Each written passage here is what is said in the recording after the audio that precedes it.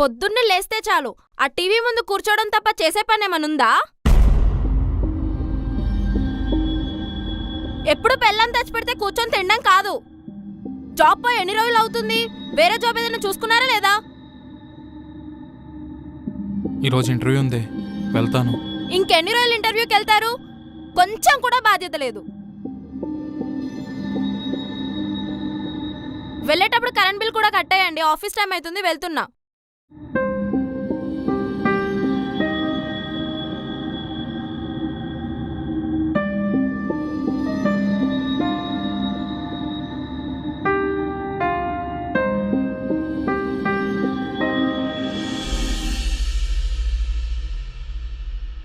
అమ్మా, ఎప్పుడొచ్చావు? వచ్చే ముందు ఒక మాట చెప్పొచ్చు కదా. చెప్తే మీ ఆయన స్టేషన్ కార్ తెస్తాడా ఏంటి?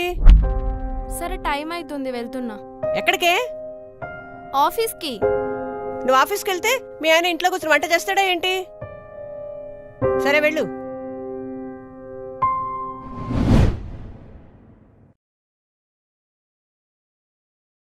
అమ్మా, బాగున్నారు అత్తయ్య గారు? ఈ మర్యాదకేం తక్కువ లేదు. ఖాళీగానే ఉన్నావా? ఇంకా ఎన్నాళ్ళు మా అమ్మాయి మీద పడి తింటావు? జాబ్ సర్చింగ్ లో ఉన్న అత్తయ్య గారు. ఉద్యోగం లేని మగాడు ఇల్లు నేను చూసుకుంటాడు, పెళ్ళా నేను చూసుకుంటాడు.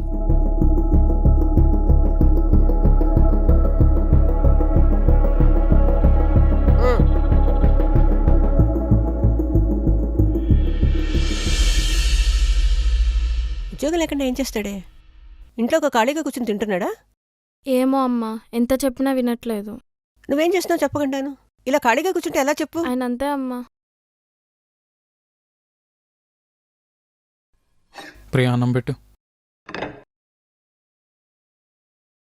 మా అమ్మాయిని తీసుకెళ్ళిపోదాం అనుకుంటున్నాను. ప్రియా, మళ్ళీ ఎప్పుడు వస్తున్నావు? తను రాదు. పెళ్ళైతే మా అమ్మాయికి ఏ కష్టం రాకుండా చూస్తావనుకున్నాను, కానీ ఇలా కష్టపెడతామని చేయలేదు. నేను కాలేజ్లో ఫస్ట్ ర్యాంకర్ని. ఆఫీస్లో ఇప్పటిదాకా 2 సార్లు బెస్ట్ ఎంప్లాయీ అవార్డు తీసుకున్నా. కంపెనీ లాసెస్లో ఉండి సడన్గా నన్ను ఉద్యోగం తీసేస్తే నా తప్పేముంది అత్తయ్య? ఆయన జాబ్ కోసం ఎంత కష్టపడుతున్నానో ప్రియాని అడగండి. ఊర్లో మీ అల్లుడికి ఉద్యోగం లేదని నలుగురు 4 మాటలు అంటుంటే మరి సమాధానం చెప్పుకోలేకపోతున్నాం. ప్రియా, నేను ఎంత కష్టపడుతున్నానో, జాబ్ కోసం ఎంత ట్రై చేస్తున్నానో నీకు తెలుసు కదా. ఆ మాట మీ అమ్మకి చెప్పొచ్చు కదా.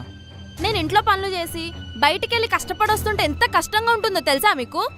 మీరు ఇప్పుడే ఇలా ఉన్నారంటే పిల్లలు పుట్టాక చేతగాని వాళ్ళనే తయారవుతారు. నేను మీతో కాపురం చేయలేను.